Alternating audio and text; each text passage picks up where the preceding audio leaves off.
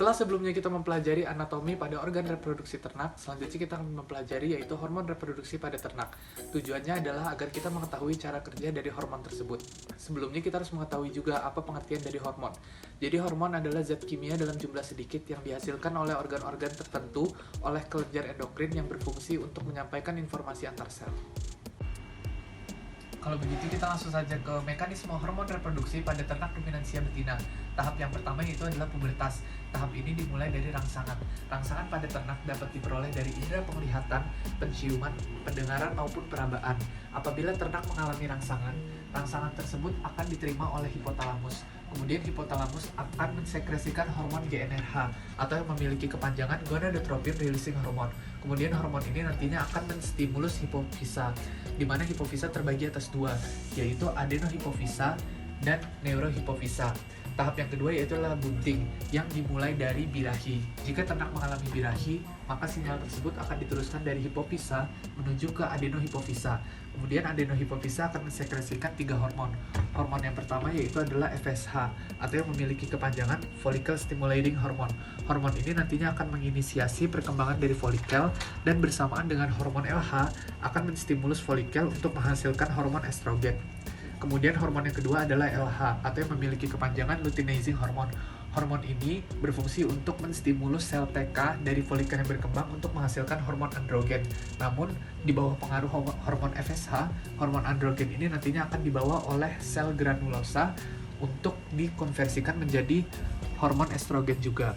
Jadi fungsi utama dari hormon LH ini yaitu adalah merangsang terjadinya ovulasi. Dari sinilah kita tahu ternak itu akan bunting atau tidak.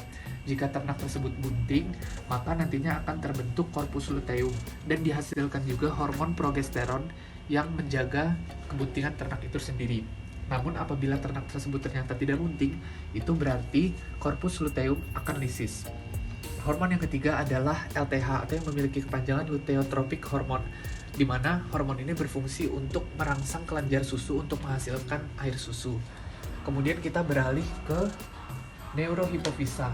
Nah, nanti neurohipofisa ini akan mensekresikan 2 hormon, yaitu pada tahap partus. Jadi, nanti sinyal pada tahap partus ini akan disampaikan dari hipofisa menuju ke neurohipofisa. Kemudian neurohipofisa akan mensekresikan 2 hormon. Hormon yang pertama yaitu oksitosin dan hormon yang kedua yaitu adalah relaksin. Hormon oksitosin ini akan menyebabkan adanya kontraksi pada uterus, sedangkan hormon relaksin akan menyebabkan dilatasi pada serviks. Jika kedua hal tersebut terjadi, maka barulah ternak akan mencapai masa partusnya. Sekian mekanisme dari hormon reproduksi pada ternak ruminansia betina. Nah, yang selanjutnya adalah mekanisme hormon reproduksi pada ternak ruminansia jantan. Tahap yang pertama sama, di mana dimulai dari rangsangan. Rangsangan ini dapat diterima dari indera penglihatan, penciuman, pendengaran maupun perabaan. Kemudian, jika ternak telah mengalami rangsangan, maka rangsangan tersebut akan diterima oleh hipotalamus. Kemudian hipotalamus akan mensekresikan hormon GnRH atau yang memiliki kepanjangan gonadotropin releasing hormone. Kemudian hormon ini akan menstimulus hipofisa dan hipofisa akan melanjutkannya ke adenohipofisa. Nantinya adenohipofisa ini akan mensekresikan 2 hormon, yaitu hormon LH atau luteinizing hormone dan juga hormon FSH atau follicle stimulating hormone. Kemudian untuk hormon yang LH, hormon ini nantinya akan menstimulus sel Leydig, sehingga sel Leydig akan menghasilkan hormon testosteron.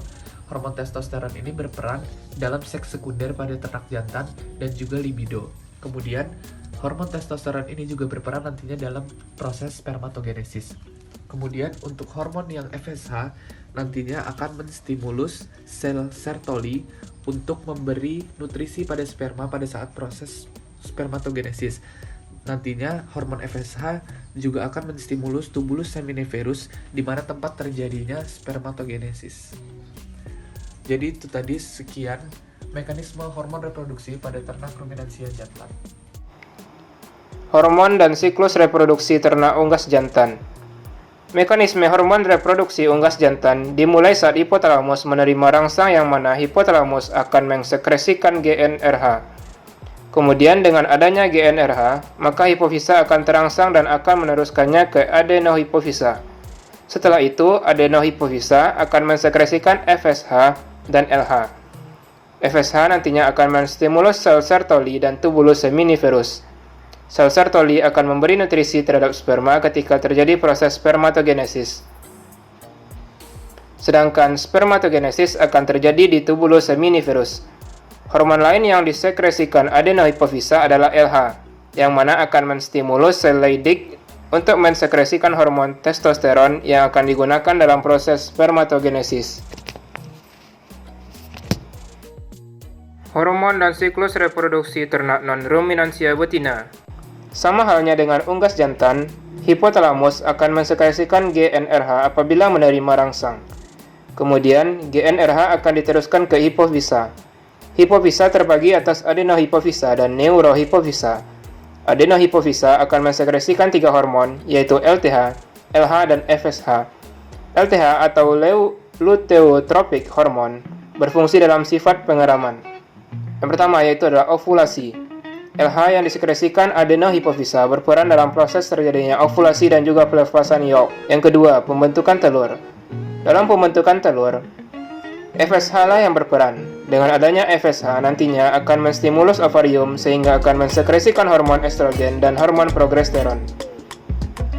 Hormon estrogen berfungsi dalam merangsang pertumbuhan folikel sekaligus meningkatkan produksi protein, kalsium, dan lemak dalam pembentukan telur. Sedangkan hormon progesteron berfungsi untuk menjaga saluran telur agar tetap berfungsi normal. Yang ketiga, pengeluaran telur. Pada tahap ini, neurohipofisa akan mensekresikan hormon oksitosin yang mana berperan dalam proses pengeluaran telur.